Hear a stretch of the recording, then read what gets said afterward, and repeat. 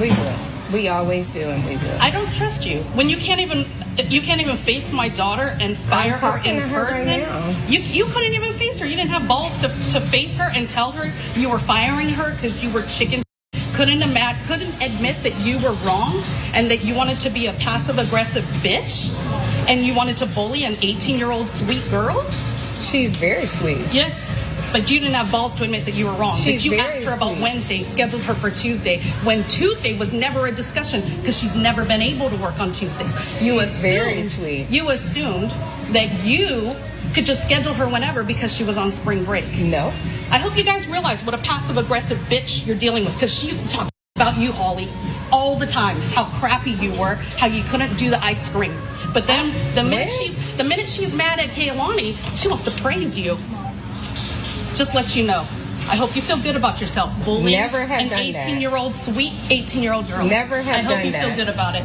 Never Karma's have done that. A bitch. Never have done that. Karma's a bitch. Never have done that. Heart palpitations go well for you because karma's a bitch. With millions watching and many people benefiting from this program called Indisputable, we just need 1% of the viewers to become a paid member so we can continue to bring this content to you. Now back to the show. I mean, ma'am, your daughter's 18. She may need a good reference for her next job. I think this pretty much eliminates that opportunity there. Put up the picture full mask. Karen came armed, by the way. So an armed Karen harasses her daughter's former employer. Per Atlanta Black Star, a Georgia business owner says the mother of a terminated employee confronted her at the establishment with a gun at her side in order to intimidate her. The video of the confrontation posted on the shop's social media pages shows the angry mother. Her name, according to the post, is Deborah K. Johnson, on the right, inching slowly behind the counter at Frio Road Ice. This is an ice cream shop in Covington, Georgia, demanding that Alicia Sanders on the left sign a work-study form before going off on a tirade. The now viral confrontation has led to the woman dubbed a Karen by Sanders being fired from her place of employment as well. Now they're both fired, okay?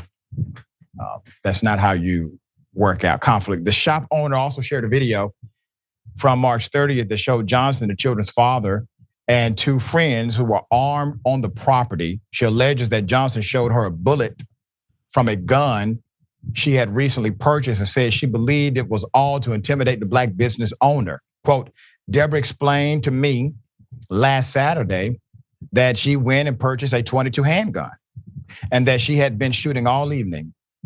I felt that she was intimidating me and I did feel very threatened and afraid, but my husband calmed me my concerns, Sanders wrote.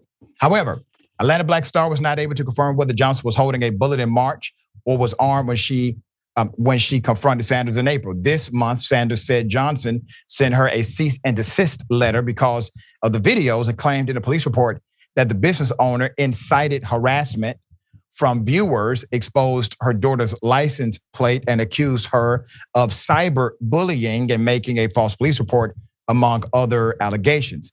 She's upset now because everybody now knows her for who she is, Sanders said in a May 8th video. What have we learned here, class? What have we learned? Conflict happens. Sometimes they involve our children, and we would like to get involved in the affairs of our 18-year-old children. I have a daughter myself, same age. Things happen. We get upset. But doing things like that, well, that will make the situation worse. And now this very private matter has become a very public matter because of the alleged threats involved and the aggression proclaimed. All right, Jackson did not work out in the direction, I don't think, of what the mother wanted.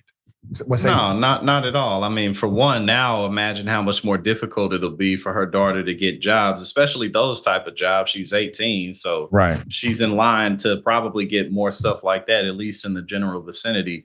But also this country and its obsession with guns, you know, it's on the one hand, it's like, oh, I'm going to bring my gun and that'll show you, because it's like, oh yeah, I've shot so many people. Like, yeah, that's why you're walking around free. But on the other hand, we actually live in a country where people will walk up in a school or a church or a restaurant and shoot people up for God knows what, all types of different reasons, because it's so easy to purchase weapons here.